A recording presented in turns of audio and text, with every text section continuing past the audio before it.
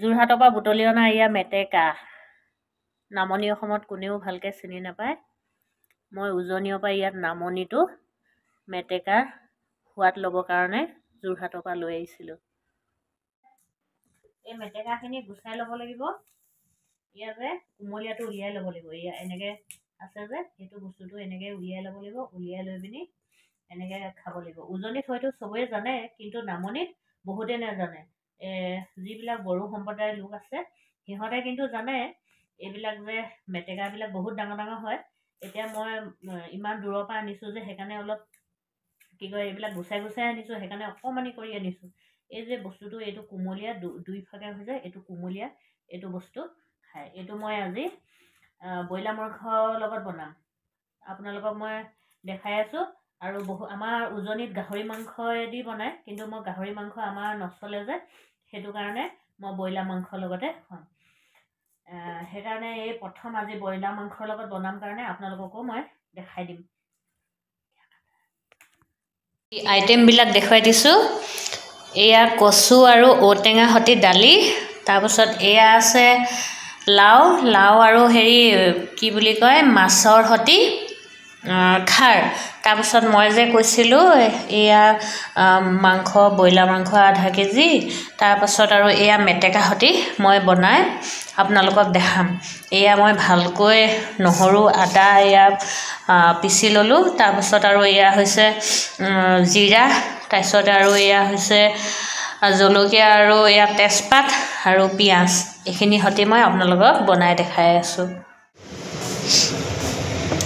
তেলটো দি লৈছোঁ। তেলটো নিজৰ মতে দিব কিমান দিয়ে। মই অলপেই দিম, মানে বেছি তেল নিদিওঁ।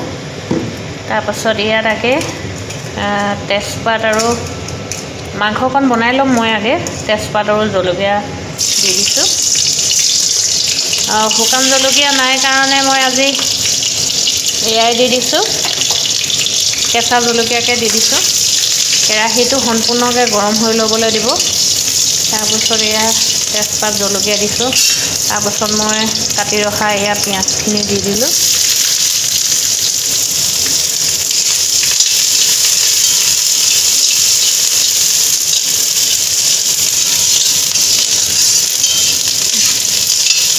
মানুহজনী যিমান শকত কেৰাহীটো ইমান শকত।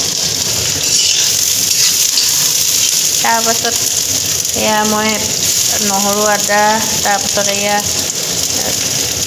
একেলগতে দি দিছোঁ। ভাজি যদি নলওঁ নহয় বহুত গোন্ধায়, পিছত খাবই নোৱাৰে। সেইকাৰণে তাৰপিছত আপোনালোকে নিজৰ মতে যোনে যিমান খায় আৰু মই এয়া হালধি এনেকৈ দি লৈছোঁ। ভালকৈ বনাবলৈ নাজানো, তথাপিতো আপোনালোকক অলপ মোৰ হেৰিটো দেখাই দিছোঁ।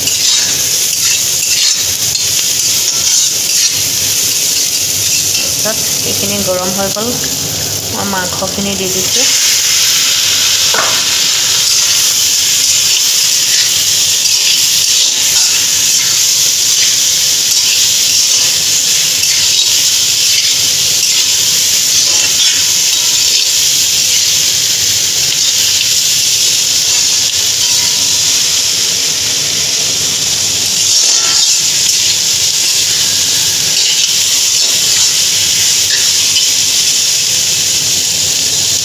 সোৱাদ অনুসৰি নিমখ দি দিব। আৰু মেটেকা আছে যিহেতু মই অকণমান সৰহকৈ দি দিছোঁ। তাৰপাছত লাহে লাহে মই মছলাখিনি এড কৰিম আৰু প্ৰথমতে দিম জিৰাটোতো দিছোঁৱেই। মই ধনিয়া পেকেট অকণমান দি দিছোঁ। অৱশ্যে আমি পেকেটৰ নিদোঁৱে, আমি নিজে পিচি দিওঁ। কিন্তু আজি নথকাৰ কাৰণে মই এয়া ধনিয়া গুড়াকৈ দি দিছোঁ অলপ। তাৰপাছত অলপ ৰেড চিলি দি দিব লাগিব। গৰম মছলাটো অকণমান দিছোঁ, বেছি আমাৰ বেছি মছলা নাখায়, সেইকাৰণে অকণমান দি দিছোঁ পেকেটটো। কিন্তু পেকেটবিলাক খাব নালাগে, স্বাস্থ্যৰ কাৰণে বহুত বেয়া হয়। পেকেটবিলাক যি টি মিহল থাকে কাৰণে খাব নালাগে। নিজে ঘৰত যিখিনি জিৰা ধনিয়া সেইখিনি নিজে কৰিব লাগে। মই জালুক গুটিও দি দিছোঁ কাৰণে ক'লা ক'লা হৈ গৈছে। নাভাবিব আকৌ এই কেৰাহীটো ক'লাৰ কাৰণে ক'লা হৈ গৈছে, কিন্তু এইটো মাটি কেৰাহী হয় সেইকাৰণে ক'লা দেখি আছে। আৰু ইয়াত মই জালুক গুটিও দিছোঁ, জালুক গুটি দিয়াৰ কাৰণে মানে অলপ ক'লা ক'লা হৈছে। তাৰ পাছত ইয়াত মই এতিয়া হৈ গৈছে প্ৰায় মানে মাংসখিনি সিজিলেই, সিজাৰ পাছত মই ইয়াত এতিয়া মেটেকাখিনি দি দিম। এনেকৈ বিৰাট টেষ্টি হয় খাবলৈ।